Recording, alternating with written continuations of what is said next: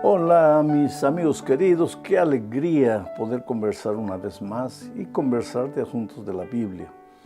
Sabes, me emociono, de veras me emociono cada vez que leo los comentarios, cómo hay personas que tienen tanta confianza en Dios, en la oración, que colocan ahí sus pedidos de oración e inmediatamente otras personas intervienen diciendo que van a atender ese pedido, van a orar por él, animando, dando palabras de fuerza para las personas que necesitan ánimo. Y siempre digo por eso, somos una gran familia, una familia enorme, esparcida por tantos países del mundo. Tu participación es importante, una palabra que tú colocas ahí para alguien que está afligido, para alguien que dice que está desesperado, para alguien que quiere volver a la iglesia pero no puede, y tú entras ahí y dices, ánimo hermano, vuelve. Y a veces si tú también un día estuviste lejos de la iglesia, colocas, oye, yo también estuve. Eso ayuda mucho, eso une nuestra familia, una familia que un día vamos a conocernos personalmente todos en el reino de los cielos. Bueno, vamos al estudio de la lección 9 para el 31 de agosto del año 2024. El título de la lección es Controversias en Jerusalén. Esta semana estamos ya entrando a la última semana del ministerio de Cristo en esta tierra. La vida de Jesús fue una vida llena de controversias durante sus 3 años de ministerio. No que Él buscase esas controversias, sino que los judíos, los líderes especialmente, los dirigentes, lo seguían no para aprender, lo seguían, y eso nos recuerda a mucha gente que hoy también no escucha, no asiste a un mensaje porque quiere aprender, sino porque quiere criticar, porque quiere encontrar alguna falla, algún error. Y es impresionante que el otro día yo encontré una persona que me dijo, pastor, yo soy una de esas personas que escuchaba hablar bullón, y un día entré a la página para ver qué hablan tanto. Y mi objetivo no era aprender, mi objetivo era encontrar un error para inmediatamente apuntar el error. Pero el Espíritu de Dios me tocó, me rendí y me entregué al Señor Jesucristo. Bueno, así son las cosas maravillosas con Dios. Bueno, los dirigentes vigilaban a Jesús, escuchaban sus palabras, porque querían encontrar un error para comprometerlo o con los judíos o con los romanos. Pero ellos estaban siempre ahí tratando de desacreditar al Señor Jesucristo. Vamos a entrar entonces a esta lección porque en el capítulo 11 de Marcos encontramos muchas de esas controversias. Pero el capítulo 11 no empieza con las controversias, en realidad empieza con lo que llamamos la entrada triunfal de Jesucristo a Jerusalén. Jesús estaba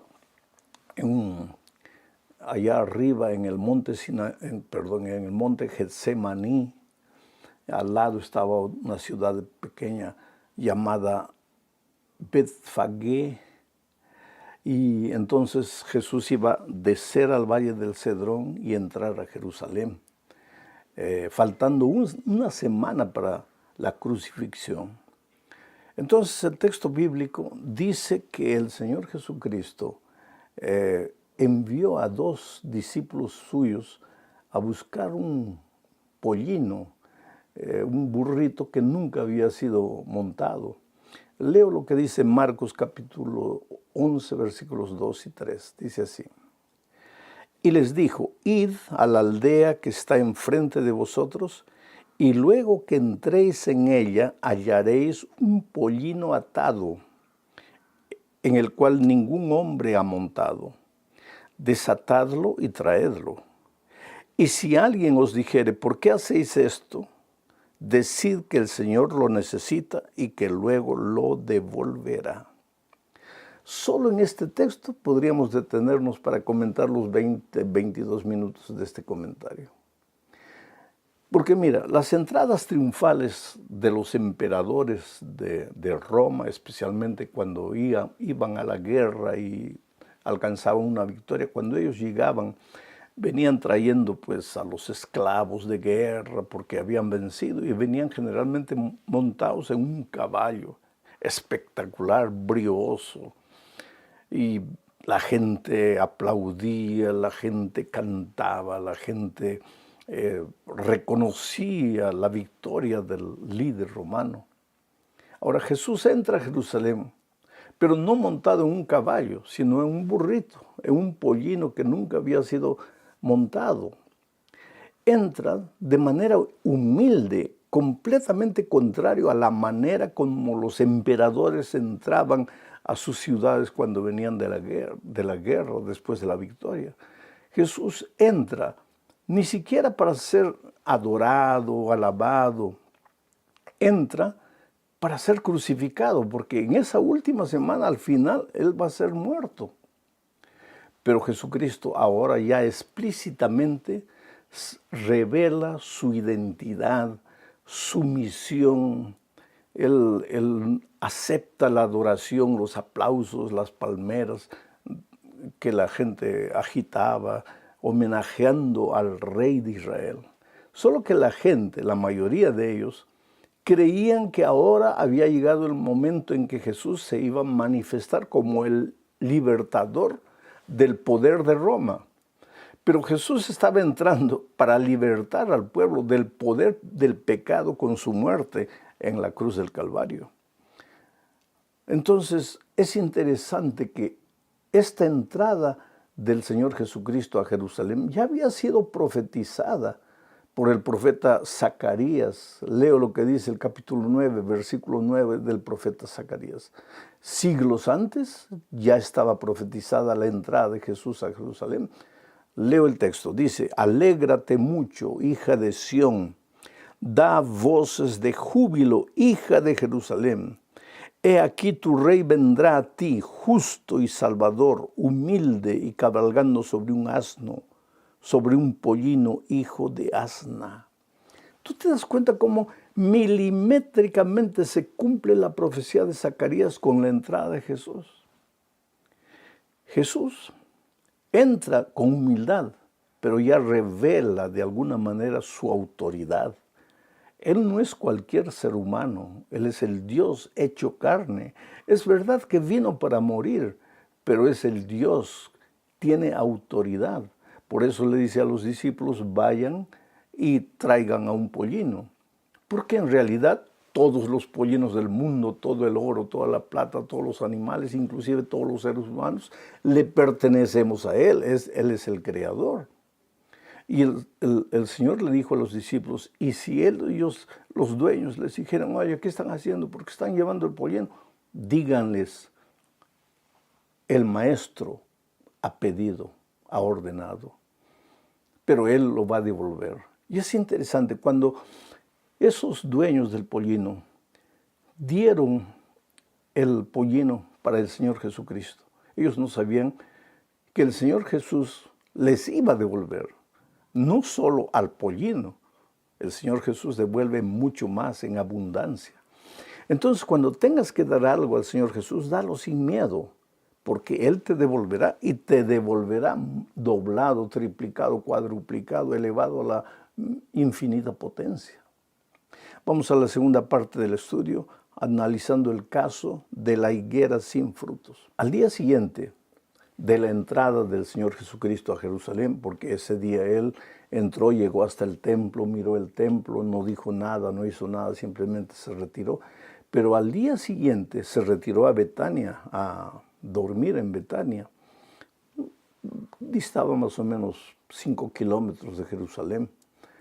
Pero cuando estaba regresando a Jerusalén, sucedió algo de Betania, sucedió algo interesante.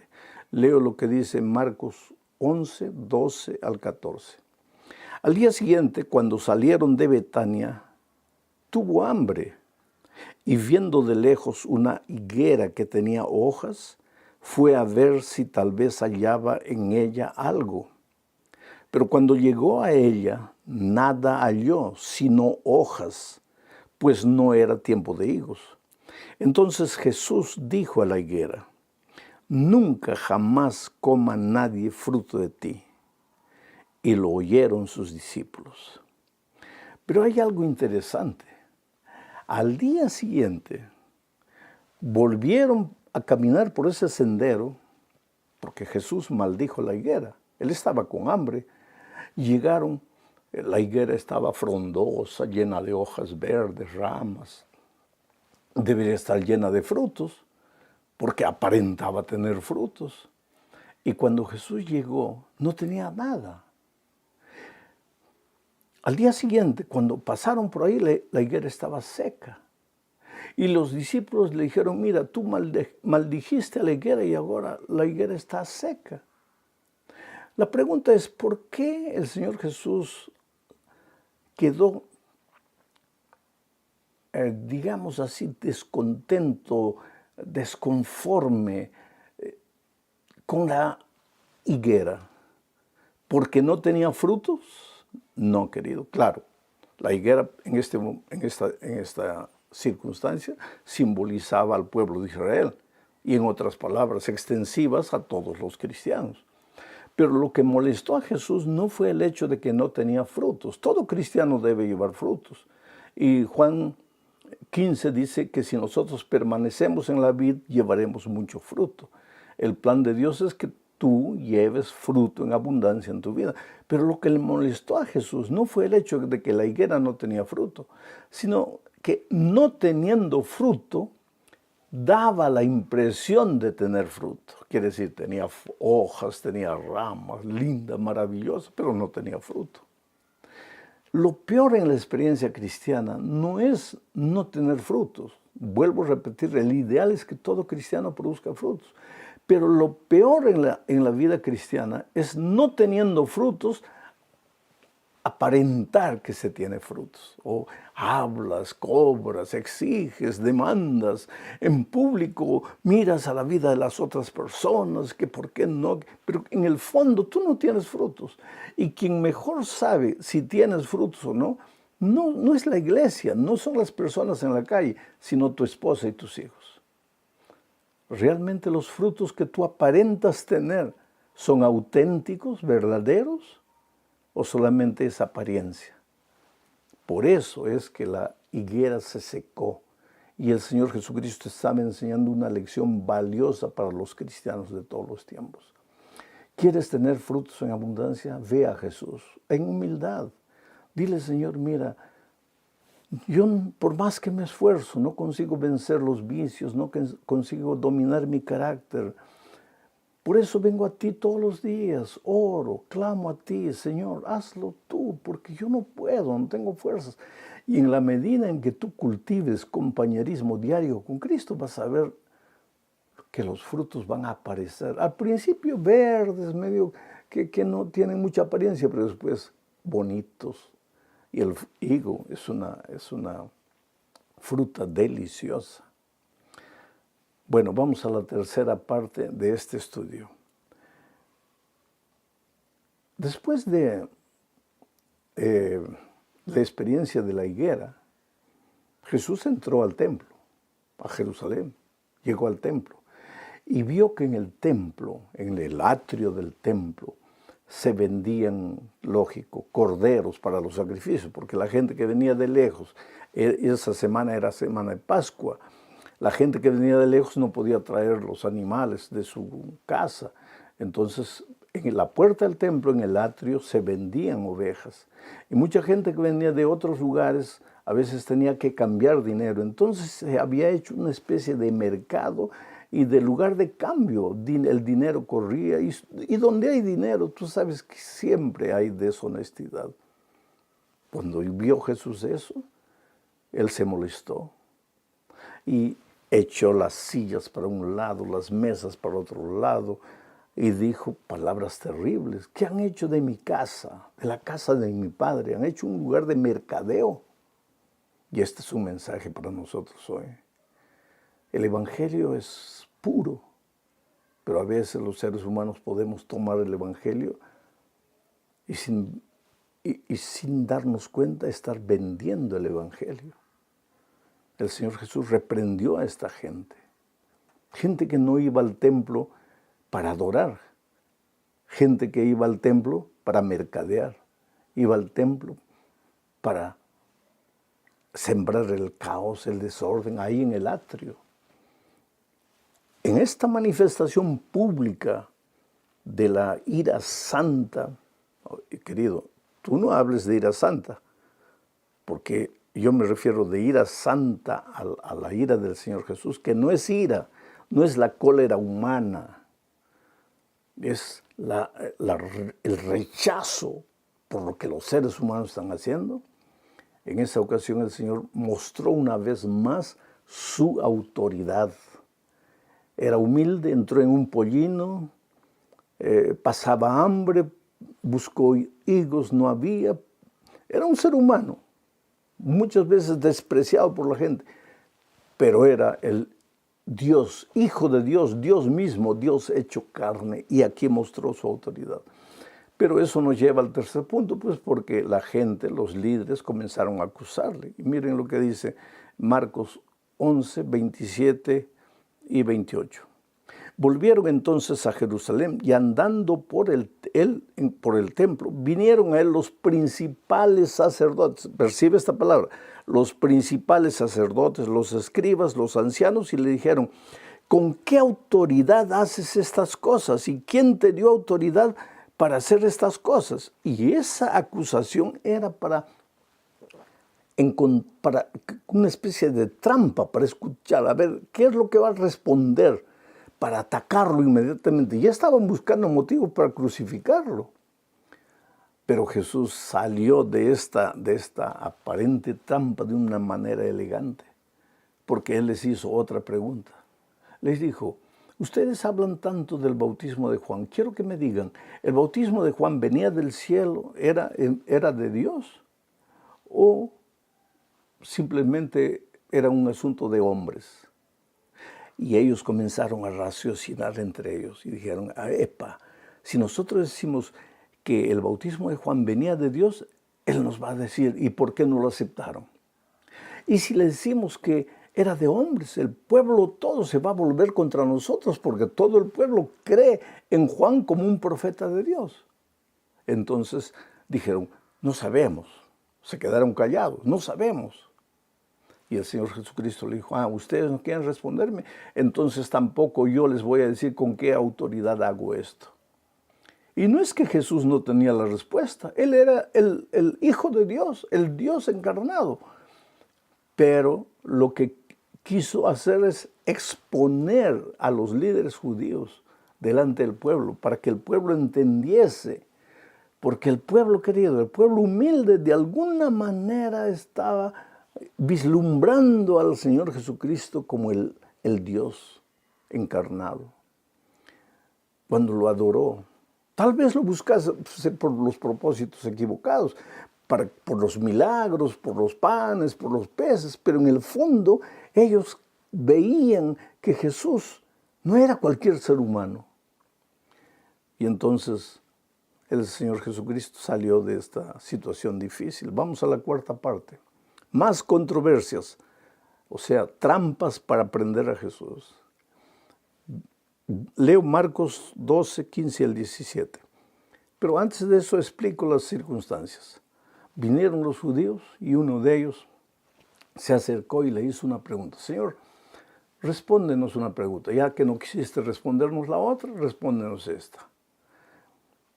Y le mostró una moneda y le dijo, ¿debemos pagar impuesto al poder de Roma? ¿Es lícito pagar impuesto al poder romano? Ahora mira la astucia de estos líderes. Ellos decían, si él dice que es lícito, quiere decir que él está contra el pueblo judío.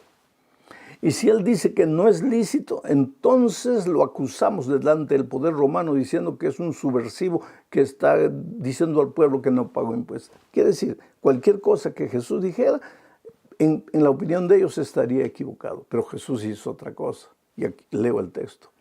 Mas él, percibiendo la hipocresía de ellos, porque cuando hacían preguntas no era porque querían aprender, eran hipócritas, Jesús les dijo, ¿por qué me tentáis? Traedme la moneda para que la vea. Ellos se la trajeron y les dijo, ¿de quién es esta imagen y la inscripción? Ellos le dijeron, de César. Respondiendo Jesús les dijo, dad a César lo que es de César y a Dios lo que es de Dios. Y se maravillaron de él. Dad a César lo que es de César y a Dios lo que es de Dios. Y ese es un principio para el pueblo de Dios. Oh, querido, cuando llegan a las elecciones, dad a César lo que es de César. Ve a votar. El cristiano no debe tener partidos políticos, pero el cristiano debe cumplir con su obligación de votar en las elecciones. El cristiano debe cumplir con su obligación de pagar los impuestos al país donde vive. Debe respetar las reglas de tránsito. Debe cumplir todas las reglas que el país tiene. No es porque somos cristianos que tenemos que ser desordenados y que me importa lo que digan los hombres, yo solo obedezco a Dios. A Dios es menester obedecer solo a Dios cuando algo que los hombres ordenen va contra los principios de Dios. Pero mientras lo que los hombres ordenen no está contra la ley de Dios, contra los principios de Dios, entonces es necesario obedecer a los hombres, respetando a Dios. Y si ellos un día dicen algo que va contra nuestra conciencia, nuestros principios, entonces es menester obedecer a Dios antes que a los hombres. Los judíos no se quedaron tranquilos. Apareció otro ahí viniendo. Leo el texto, Marcos 12, 18 y 19. Dice, entonces vinieron a él los saduceos. Estos no creían en la resurrección. Estos eran otros tipos astutos. Vinieron a él los saduceos que dicen que no hay resurrección. Y le preguntaron diciendo, maestro, Moisés nos escribió que si el hermano de alguno muriere y dejare esposa, pero no dejare hijos, que su hermano se case con ella y levante descendencia a su hermano. Te explico. La pregunta de ellos era la siguiente. Moisés nos ha dicho que si un hombre muere y su esposa se quedó sin hijos, esa esposa deberá casarse con el hermano del fallecido para tener hijos y conservar la herencia. Ahora, ellos crearon una hipótesis. Vamos a decir que un hombre muere, la esposa se casa con el hermano, ese hermano muere, la esposa se casa con el otro hermano, ese hermano también muere, la esposa se casa con el otro hermano. En el cielo, miren, ellos no creían en la resurrección, pero en el cielo, ¿de quién de los hermanos será la mujer, ya que fue mujer de todos? Mira la pregunta. Y Jesús los miró y les respondió de una manera interesante. Es que ustedes no comprenden las Escrituras. Es que ustedes no comprenden las cosas espirituales. Y no conocen el poder de Dios. Dios es poderoso para resucitar. Pero por otro lado, en el cielo, las personas vivirán juntas. Pero nadie será mujer de nadie. Y nadie será marido de nadie. Quiere decir, en este contexto, entendemos que no habrá sexo en el cielo. Y alguien dice, pero ¿cómo es que no habrá sexo? ¿Y cómo la vida será ya sin sexo? Pues, la Biblia dice que lo que nos espera en el cielo es cosa que ojo no vio y oreja no oyó. El sexo fue dado con un propósito por Dios, pero ese propósito terminará. Y pues habrá tanta cosa para disfrutar ahí en el cielo que no te preocupes si habrá sexo, si no habrá sexo, y no hagas conjeturas. Una cosa sabemos, el concepto familia va a continuar existiendo. Vamos a amarnos. Y como no hay sexo, no habrá celos. Seremos como ángeles, dice el Señor Jesucristo. Terminamos el estudio de esta semana hablando de otra pregunta. Esta pregunta venía de un hombre sincero. Vino a Jesús y mira lo que le dijo, Marcos 12, 28 al 30. Acercándose uno de los escribas que los había oído disputar y sabía que les había respondido bien, le preguntó a Jesús, ¿cuál es el primer mandamiento de todos? Jesús le respondió, el primer mandamiento de todos es, oye Israel, el Señor nuestro Dios, el Señor uno es, y amarás al Señor tu Dios con todo tu corazón y con toda tu alma y con toda tu mente y con todas tus fuerzas. Este es el principal mandamiento. Y el segundo es semejante: amarás a tu prójimo como a ti mismo. No hay otro mandamiento mayor do que este. Es interesante, queridos, que aquí mucha gente toma este texto para decir que la ley de Dios, los mandamientos, ya no tienen validez. ¿Por qué?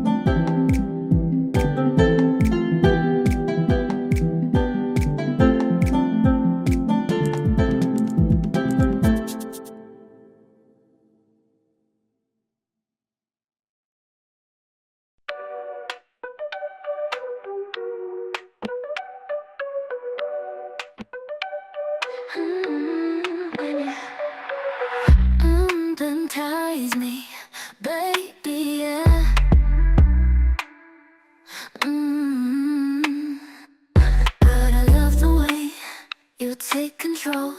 You make my body respond in ways I've never known. I could sit on the floor all day, begging you for more. All day, be a good girl. All day, just begging you for praise. All day, I could sit on the floor all day, begging you for more.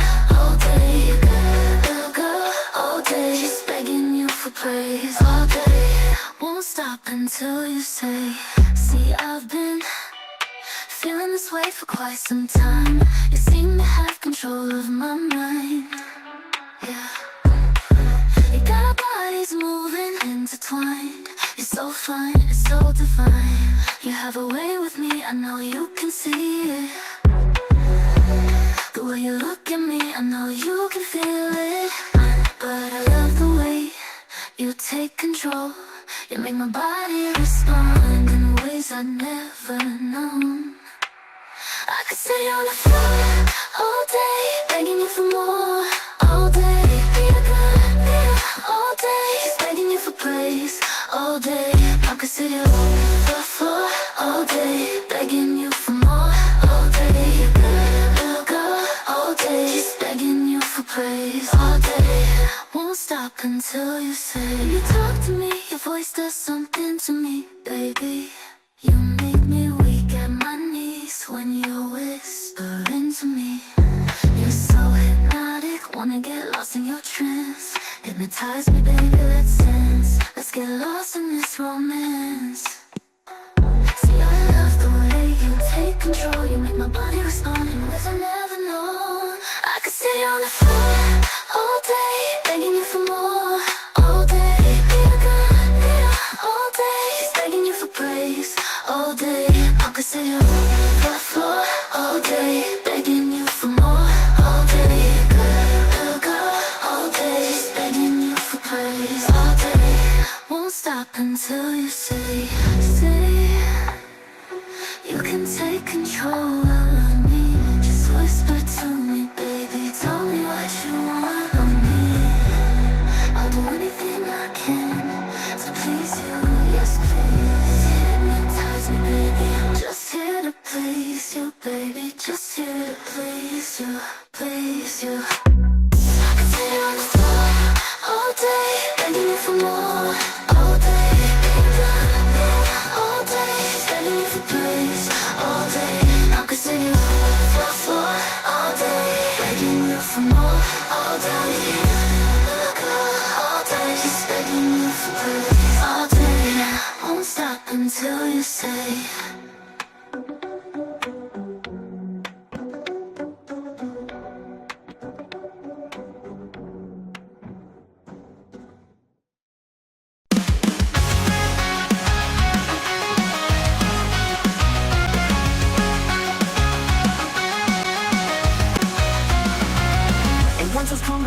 There's a shift in the air. Dark clouds fill the horizon. The storm's approaching you air. See the lightning strike one. Feel like a hurricane. Go see shelter from the storm. No princess of the purple rain. To me again. Swirl, you're running like a tornado. Watch out for my path of destruction. The warning goes away when I go. So listen up, man. It's a production.